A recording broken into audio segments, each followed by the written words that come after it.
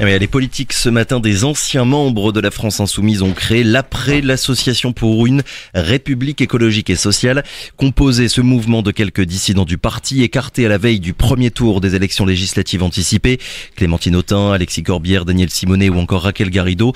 Depuis une trentaine d'autres noms les ont rejoints, dont Philippe Bouba, porte-parole ici en local du mouvement politique La Guyane Unie, qui s'était créé lorsque le groupe d'action des Insoumis guyanais s'était séparé de la France Insoumise. Pour en parler, Philippe Bouba est notre invité ce matin. Bonjour. Bonjour Monsieur Zamit, bonjour aux auditeurs et auditrices de Radio Pays. Et merci d'avoir accepté notre invitation. Philippe Bouba, je le rappelle, vice-président de la CTG, délégué à l'enseignement supérieur et à la recherche, mais vous êtes avec nous ce matin avec votre casquette de porte-parole, je le disais, de la Guyane Unie.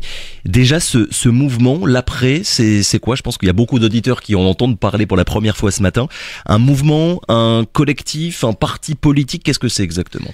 Alors pour l'instant, c'est une association, c'est un mouvement qui est en voie de structuration, donc l'Association pour la République écologique et sociale, et surtout c'était un besoin de beaucoup de militantes et militants de la France Insoumise qui ont vécu en fait au fil des années un manque de démocratie, un manque de communication et également un manque de prise en charge en fait des structures locales par rapport à ce que nous appelions donc en Guyane le national, mais également dans les autres territoires dits ultramarins ou bien en France hexagonale dans les départements.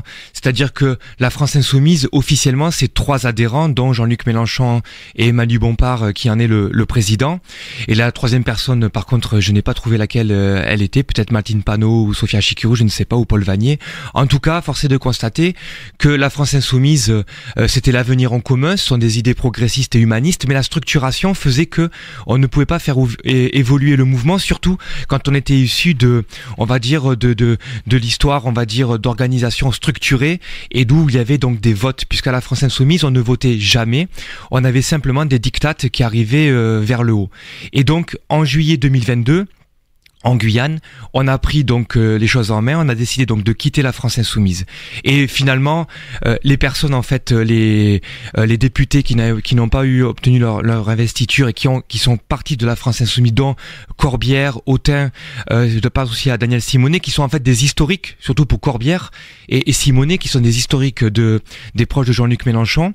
Ce qu'ils ont créé en fait l'après, nous on l'avait fait bien avant. C'est-à-dire qu'on se disait qu'il fallait avoir une association, une structuration pérenne, mais surtout où on vote et qu'on ne soit pas obligé d'attendre toujours des décisions par un petit triumvirat de politiciens. Mais pour qu'on comprenne bien, Philippe Bouba, et je vous cite, un manque de prise en charge des organisations locales, ça veut dire quoi très concrètement? C'est-à-dire que quand on était à la LFI, la question des investitures c'était décidé à Paris par un petit noyau, et ce noyau était vraiment très très très resserré, et c'est ce que j'ai constaté, puisque donc en Guyane, la Guyane Unie, donc les anciens de la LFI, globalement, nous voulions continuer à faire de la politique pour le territoire.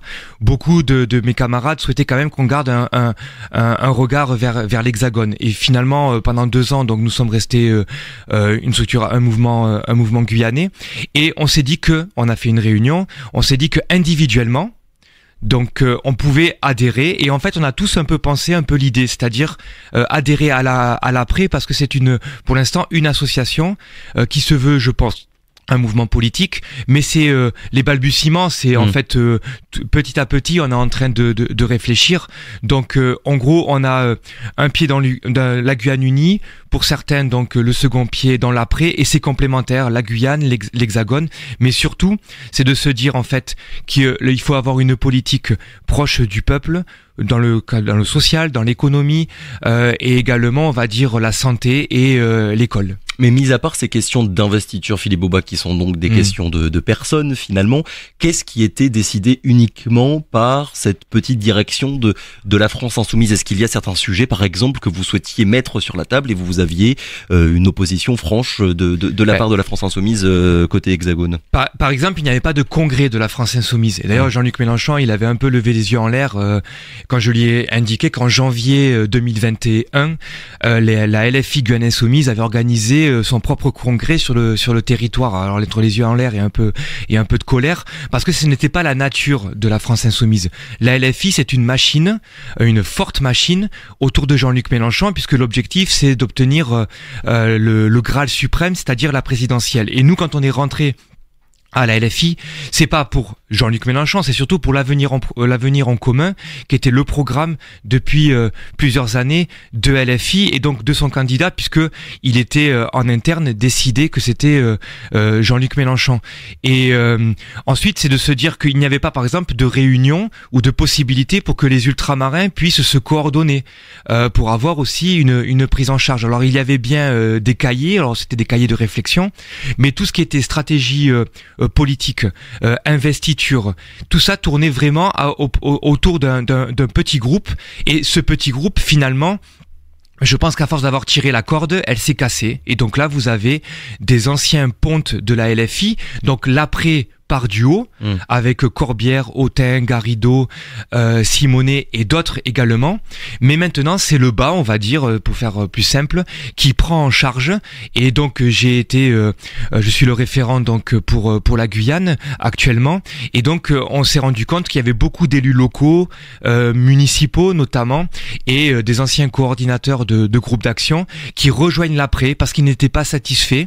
Et peut-être qu'ils attendaient en fait ce courage de ces députés en manque d'investiture pour créer une nouvelle structuration et de voir comment on fait l'unité, puisque ça se fait aussi dans le cadre du nouveau Front Populaire.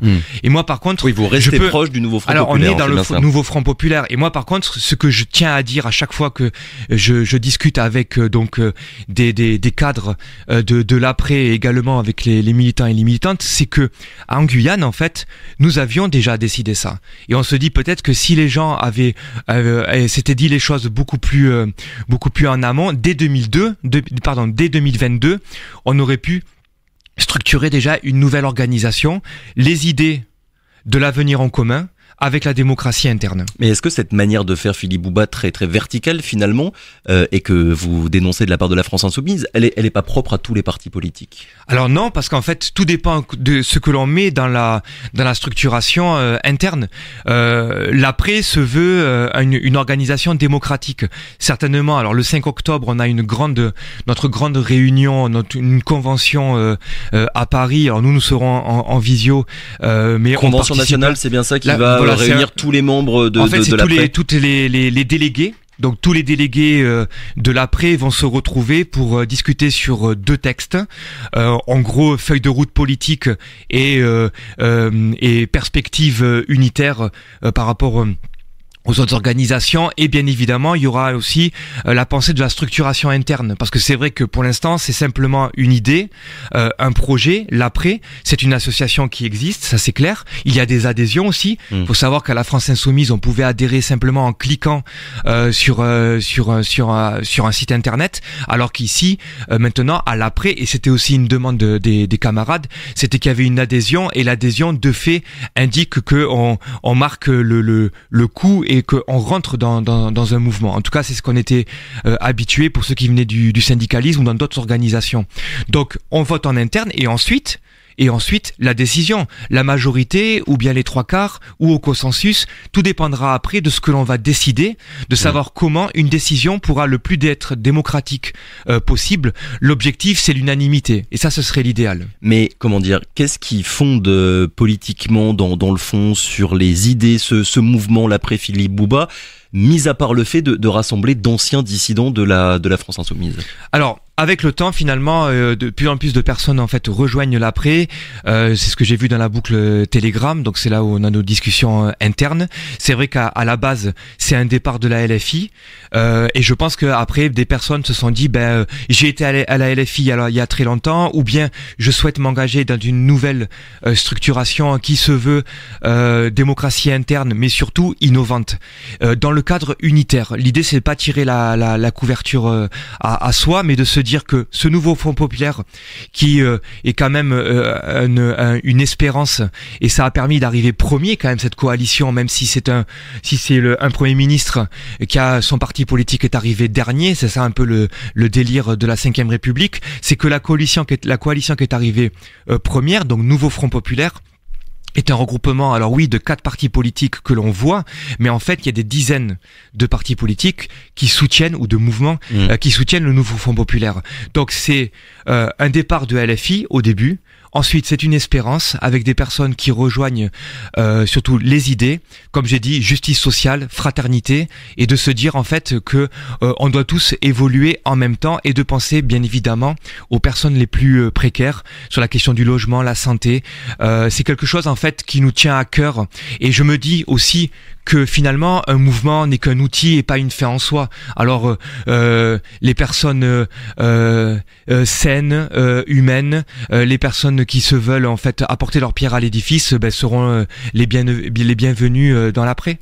Comment dire, il y a qui pour l'instant de chez vous, de la Guyane Unie qui a rejoint l'après, peut-être plus généralement de la Guyane? Alors on a une grosse partie des camarades de la Guyane Unie ont rejoint l'après, donc les personnes qui m'accompagnent, et nous sommes ensemble donc depuis même la LFI, donc c'est une histoire maintenant qui dure et perdure depuis 4 ans. Nous étions ensemble à la LFI, nous sommes ensemble à la Guyane Unie, et la plupart ont décidé de basculer vers l'après.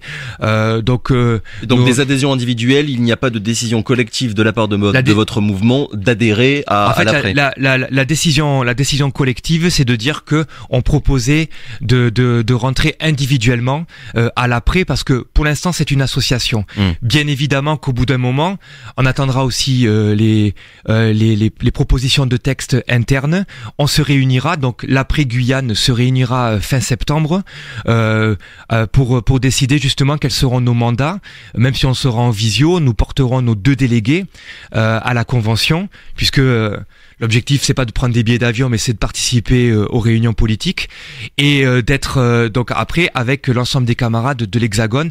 Et j'espère aussi que les Guadeloupéens, les Martiniquais ou les Réunionnais qui étaient un peu comme nous en 2022 en froid avec la LFI vont passer le cap et vont avoir ce que nous avions fait, c'est-à-dire le saut vers l'inconnu entre guillemets en quittant LFI. Je suis allé sur le site internet de l'après, Philippe Bouba, et dans le texte de présentation sur le site, il est écrit: nous avions des désaccords stratégiques avec la France insoumise, mais nous refusons de nous enfermer dans des règlements de compte. Déjà, pour que tout le monde comprenne, c'était quoi ces désaccords qu'il y avait au niveau national, et est-ce que vous avez l'impression d'avoir vécu la même chose finalement lors des élections législatives de 2022 ici en Guyane? Alors ça, ce sont les personnes qui ont écrit ce texte sont parties en 2024. Oui. Donc il devait y avoir l'après les élections législatives de 2022 qui déjà avaient porté un coup parce qu'il y a eu nombre de difficultés par rapport aux investitures, et puis il y avait également donc l'année 2023-2024. Donc moi je pourrais pas savoir concrètement. Je sais que la question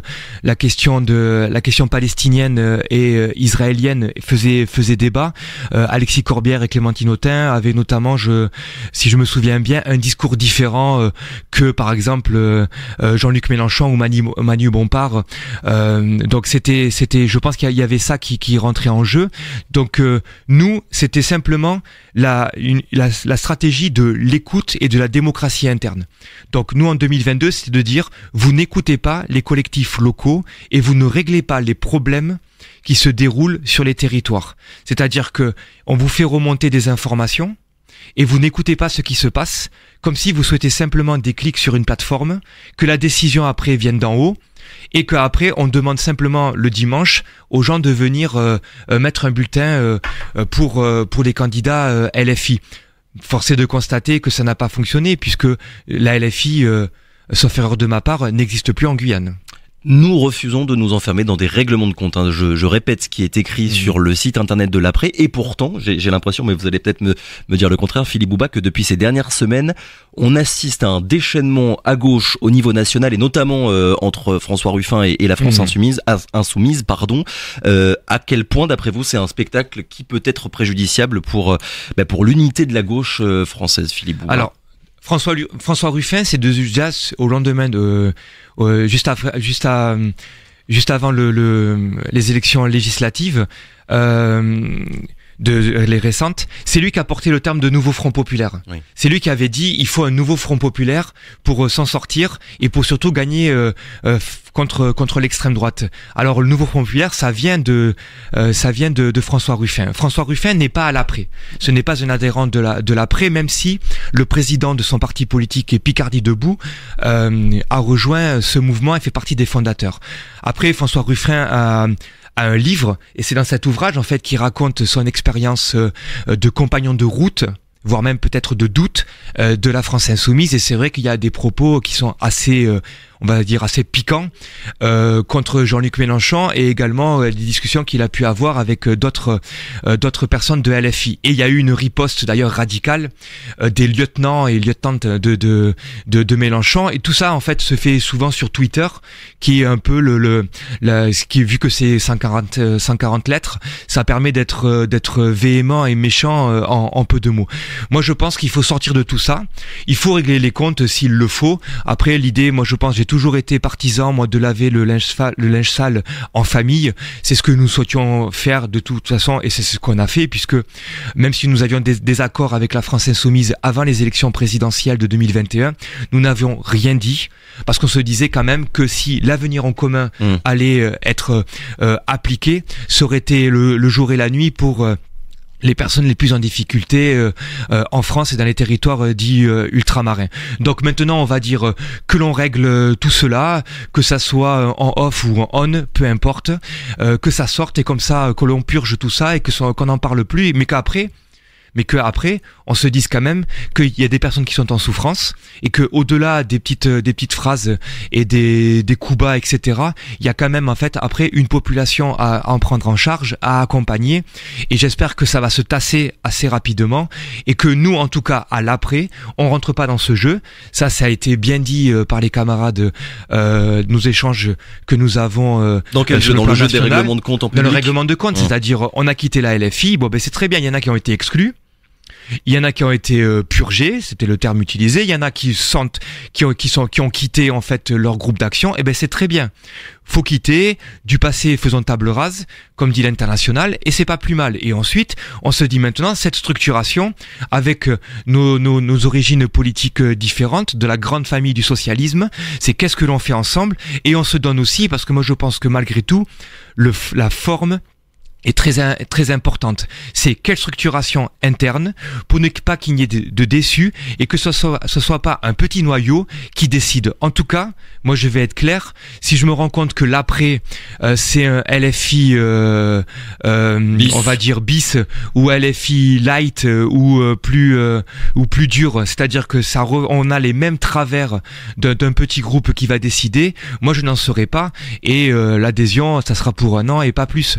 Ce que je veux, c'est simplement donner de la force à ce mouvement avec mes camarades, et se dire que on a besoin de solidarité, on a besoin d'égalité, et on a besoin aussi de services publics, et ça c'est important. Vous l'avez dit, Philippe Bouba, vous personnellement, l'après mais aussi la Guyane Unie se sent proche finalement du nouveau Front populaire, le NFP.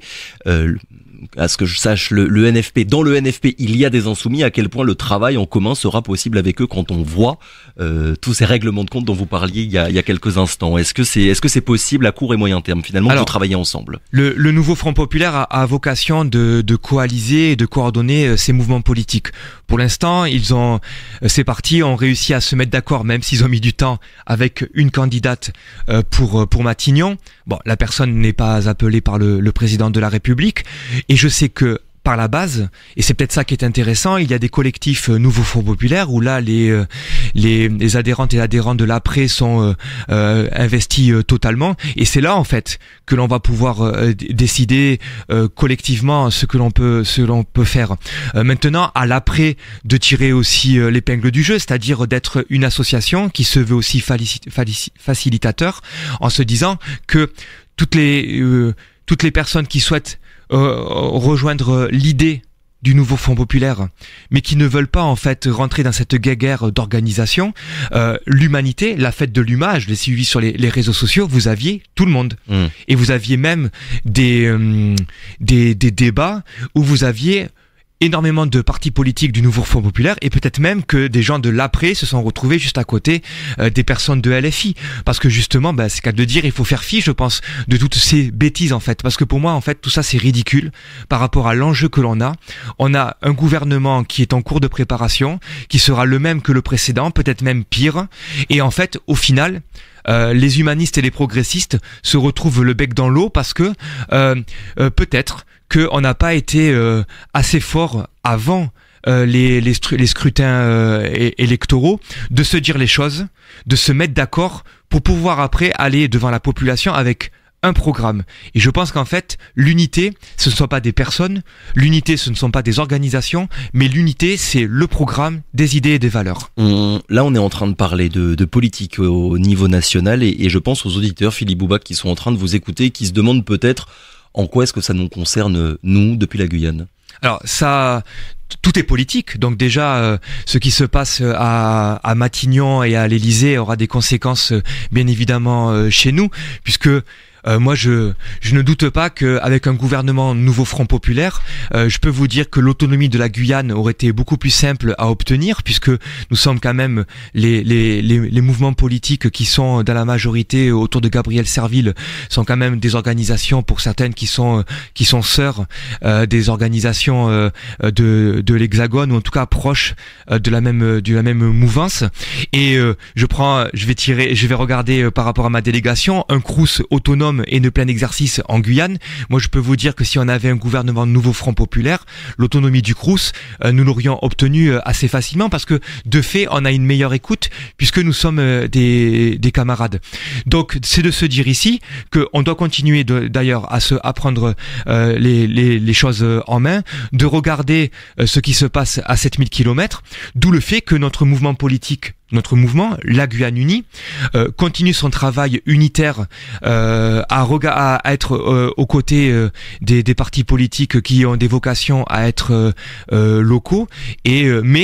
Mais c'était aussi en 2022, beaucoup de mes amis me disaient que nous devions garder quand même un regard vers l'Hexagone et l'après et la solution. Ouais, un contact avec l'Hexagone pour ne pas être une formation politique finalement 100% guyanaise et concentrée uniquement sur les problématiques guyanaises sans contact avec Paris notamment. C'était un débat et d'ailleurs aux élections européennes, je crois que nous sommes la seule organisation locale à avoir pris position aux élections européennes. Je parle en tant que parti politique, nous avions appelé à un embryon finalement de nouveau Front populaire puisque le Parti communiste était allié avec 4 autres mouvements politiques. C'était récemment lorsqu'il y avait les européennes. Donc bien évidemment que nous sommes focalisés sur le territoire, mais on ne peut pas oublier que actuellement, même de toute façon, l'autonomie locale se veut également en pensant au national. Comment est-ce que vous analysez vraiment, Philippe Bouba, les derniers succès électoraux de la France insoumise en Guyane, notamment la présidentielle de 2022? Comment dire à quel point c'est la figure de Jean-Luc Mélenchon qui a permis ces résultats-là, puisque je le rappelle, il avait récolté plus de 50% dès le premier tour. Alors d'abord, il y avait une dynamique locale. Nous étions donc LFI structuré tout d'abord pour l'unité autour et pour Gabriel Serville. Ce qui signifie que déjà on avait commencé donc un gros travail LFI, Guyane Insoumise, pour la conquête de la collectivité. Et ensuite, c'était notre stratégie de pouvoir poursuivre ce travail militant et d'ailleurs dès l'été 2021, nous étions déjà autour de Jean-Luc Mélenchon pour le programme, puisque c'était le candidat pour l'avenir en commun. Et d'ailleurs, c'est pour moi toujours un programme qui est d'actualité et qui a été repris quasiment par le nouveau Front populaire. Et ensuite, Jean-Luc Mélenchon, lorsque nous l'avons accueilli en Guyane, il a pu rencontrer les forces vives du territoire et notamment les syndicalistes et les personnes, on va dire, qui comptaient pour la Guyane. D'où le fait que 51% au premier tour, avec une belle espérance. Mais ensuite, lorsqu'il y a eu la question des investitures, finalement, il n'a pas voulu écouter ses camarades qui lui ont permis d'obtenir 51%. Alors, il n'y avait pas que nous, bien évidemment, qui avons fait la campagne pour Jean-Luc Mélenchon. Mais en tout cas, on était ses représentants et moi-même, j'étais son représentant sur le plan administratif pour les élections présidentielles.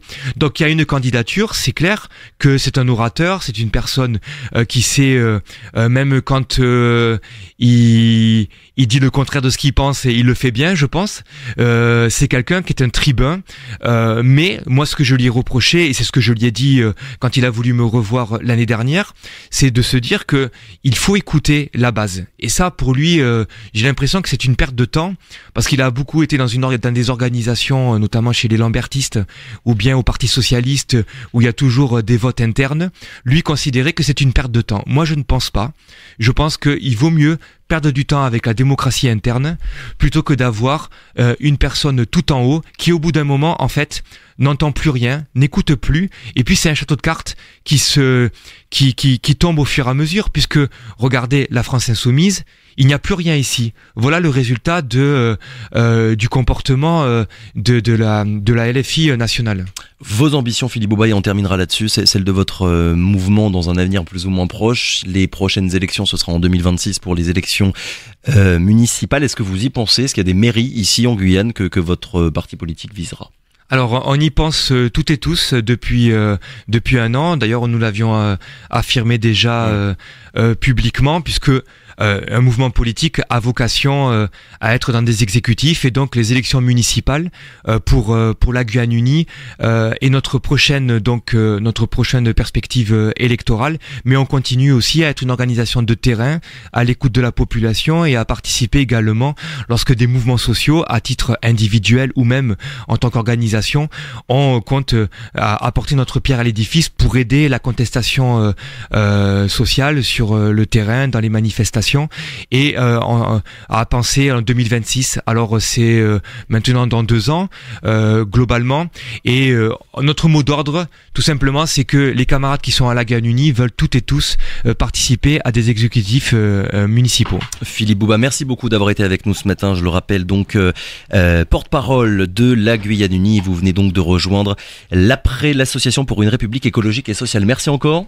Merci Très bonne journée à beaucoup. vous. Merci.